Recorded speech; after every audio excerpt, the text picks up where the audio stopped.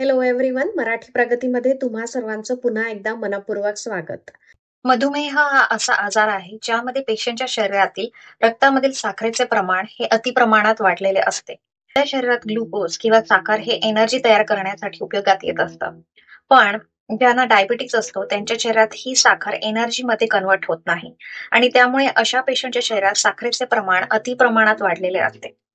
जर मधुमेहाच्या पेशंट्समध्ये रक्तातील साखरेची पातळी अति प्रमाणात आणि दीर्घकाळापर्यंत वाढलेली असेल, तर आपल्या शरीरातील बरेचसे महत्वाचे ऑर्गन्स या एलिव्हेटेड ब्लड शुगरला एक्सपोज होतात आणि डायबिटीज पेशंट्समध्ये कॉम्प्लिकेशन्स अगदी लवकर दिसून येतात. रक्तातील साखरेची पातळी ही वेगवेगळ्या कारणांनी अफेक्ट होऊ शकते.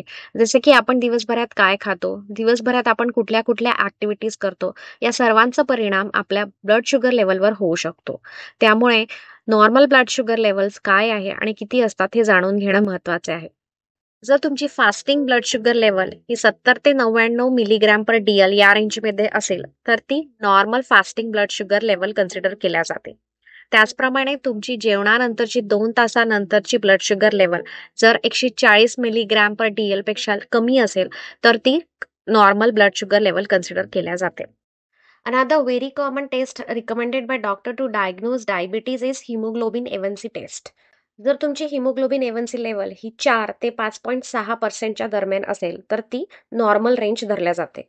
Hemoglobin A1C percentage indicates the average blood sugar level over the previous weeks or months. Higher percentage indicate higher average blood sugar levels.